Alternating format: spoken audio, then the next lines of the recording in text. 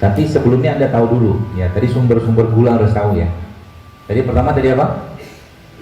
Nasi putih. Saya tidak mengatakan kita tidak butuh karbohidrat, tapi kita tetap butuh, pasti butuh karbohidrat. Tapi karbohidratnya kita dapatkan dari sumber yang sehat. Contohnya apa? Kayak kentang, kan bisa tuh. Ubi-ubian, kan bisa.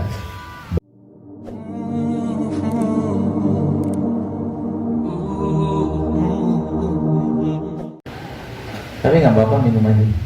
Ini. Coba dicobain. Duduk.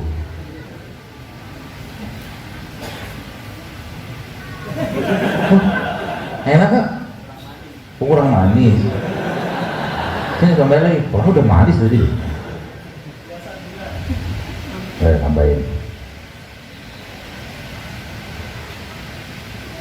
Namanya banyak-banyak ini ya, karena kan gula dia.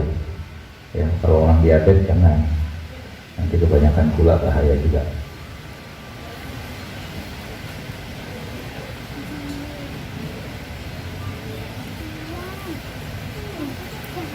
Nih tanggung jawab, habisin.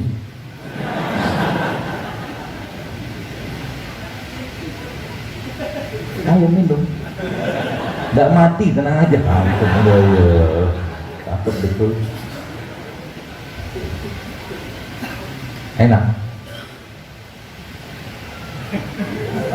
Berat gitu ya. Nggak biasa, nggak apa-apa. Sini. Kalian mau? Gak usah deh, saya aja deh. Contohnya ya. Nah, terus kalian apa tuh namanya, banyak ya. Kalau mungkin kita sedikit mau ubah ya makanan-makanan kita harian itu, kita bisa apa namanya dapatkan manfaat optimal. Contoh mungkin, tapi sebelumnya Anda tahu dulu ya, tadi sumber-sumber gula harus tahu ya. Tadi pertama tadi apa? Nasi putih. Saya tidak mengatakan kita tidak butuh karbohidrat, tapi kita tetap butuh, pasti butuh karbohidrat. Tapi karbohidratnya kita dapatkan dari sumber yang sehat. Contohnya apa? Kayak kentang, kan bisa tuh. Ubi-ubian, kan bisa. Beras merah, beras hitam, beras coklat itu kan sumber karbo yang sehat. Sebenarnya beras itu sehat. Tapi ketika sudah dibuang kulitnya, kulit beras itu, dia sudah banyak kehilangan penyeimbangnya gitu. Kulit beras yang kita sebut dengan bekatul atau sekam itu, justru malah di situ penyeimbangnya, penyangganya. Gitu. Nah itu kan hilang zaman sekarang, hilang, dibuang. Yang makan siapa? Ayam. Ayamnya aman, nggak kena diabetes. Manusianya kena diabetes. Karena gula lagi kan, gitu. Itu yang pertama. Yang kedua apa? Tepung. Ya. Ubi, ya ubi singkong gitu. Karena ada singkong kan tepung juga, tapi beda sama tepung terigu. Itulah. Bedanya apa? Ya jelas. Kalau yang terigu kan dia tepung, kita sebut itu tepung gluten. Tepung yang bisa bikin lengket lah di usus gitu lah. Tapi kalau ubi aman insya Allah. Ya. Kemudian apa lagi? Gula pasir. Jelas itu gula gitu kan. Pak Bu sekalian, nanti mungkin ada bertanya, dokter maaf, kan gula pasir dari tebu. Ya, gula pasir dari tebu. Baik, terus yang ini. Ada dua orang. Orang pertama, orang kedua. Dua-duanya makan gula, tapi beda jenis gulanya. Orang pertama tiap hari pagi, siang, malam atau 5 kali sehari, setiap waktu 5 itu dia makan gula pasir 2 sendok. Gula pasir 2 sendok. Berarti total sehari dia bisa konsumsi 10 gula pasir sendok. Orang yang kedua, dia minum atau mengambil 2 sendok air tebu. Berarti sehari dia minum 10 sendok gula tebu atau air tebu. Ini beda nasib loh ini. Bapak Ibu, kalau Anda mau sedikit lebih teliti, banyak sekali makanan-makanan kemasan zaman sekarang itu isinya sebagian besar gula. Coba lihat nanti, Anda lihat kandungan nutrisinya, banyak sekali gula, bahkan kadang-kadang bisa sampai setengah dari makanan itu gula semua. Yang angka kecukupan gizi itu per 10 gram, per 100 gram. Jadi kalau kadang-kadang Masya Allah, saya bilang, ini gula semua isinya. Per 100 gram kadang-kadang bisa 40% gulanya. Itu kan Masya Allah ya. Jadi masalah buat kita tentunya ya. Tapi mau dicegah, mau diapain juga gimana ya. Kita harus menjaga diri sendiri aja ya, seperti itu ya. Nah baik, yang terakhir apa? Minyaknya. Nah saya mau tantang Anda dalam seminggu ke depan, no rice, nggak ada nasi putih. Udah mulai ngerasa gerusuk. Dalam seminggu ke depan nggak ada nasi putih. Siap nggak? Tenang lu sekalian, tanpa makan nasi kita tetap akan baik badannya. Karena yang kita butuhkan bukan nasi putihnya, tapi karbohidratnya yang kita butuhkan. Dan saya pribadi nggak ngajarin diet tertentu, diet keto atau segala macam gitu kan nggak makan karbo. Enggak lah, ngapain juga, kita tak makan karbo. Cuma kita batasin aja, tapi karbo yang sehat. Minggu ke depan nggak ada nasi putih. Kalau seminggu udah 3 hari aja dulu. Siap nggak? Berat gitu aja loh. Tapi kalau ada kerjakan, Masya Allah silah. Saya beberapa teman-teman itu saya dari kajian gitu dia bilang, Masya Allah ya, ternyata sekarang hubungan suami istri saya itu berkualitas luar biasa. Dia bilang, tiap hari nabi terus. Tapi gitu, bagus ya, alhamdulillah kan. Jadi obat kuatnya laki-laki itu hidup sehat. Dan jangan banyak lemak di badan. Itu dia kuncinya. Lemak yang ada pada badan seseorang, tubuh laki-laki khususnya, ya, bisa melemahkan sistem reproduksinya dia. Ya, dari sisi mungkin kualitas atau kuantitas. Ya. 3 hari dulu deh puasa nasi putih. Nanti yang tetap pengen makan nasi saya ajarin caranya. Ya. Yang kedua, nggak ada tepung dan semua produk turunannya. Ya, dalam 3 hari ke depan. Ingat, kita bukan nggak makan karbonya ya, bukan. Kita tetap butuh karbonya. Yang ketiga apa? Nggak makan atau tidak ada gula pasir. Jadi kalau makan apapun nggak ada gula pasirnya. Ya, Anda harus yakinkan diri Anda bahwa Anda sudah cukup manis tanpa gula. Nah, gitu.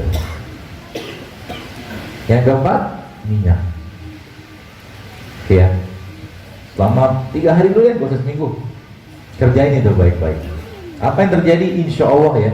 Tadi yang cerita tentang ubahan-ubahan itu, ya, itu benar-benar terjadi loh. Itu ibu-ibu pernah share ke saya pernah lihat di saya posting ya, udah kan, dok ini ubah suami saya tiba-tiba hilang.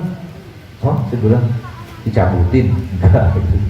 Ternyata emang tadi, ketika makanan yang kita makan itu sudah makanan yang sifatnya makanan hidup, dia apa ya? Menyuplai atau mungkin memungut elektron-elektron yang putus, yang lepas, jadi untuk dia satukan kembali. Karena memang elektron dalam badan kita itu kan dia berpasangan. Jadi Anda makan kayak begini nih ya, jeruk kayak begini, dia kan antioksidan. Antioksidan itu kan bahasa kitanya, bahasa lain itu radikal scavenger. Dia memungut elektron, dia pasangkan kembali. Jadi orang yang makan kayak begini ya, sayur, buah segala macam kayak begini, dia memang tidak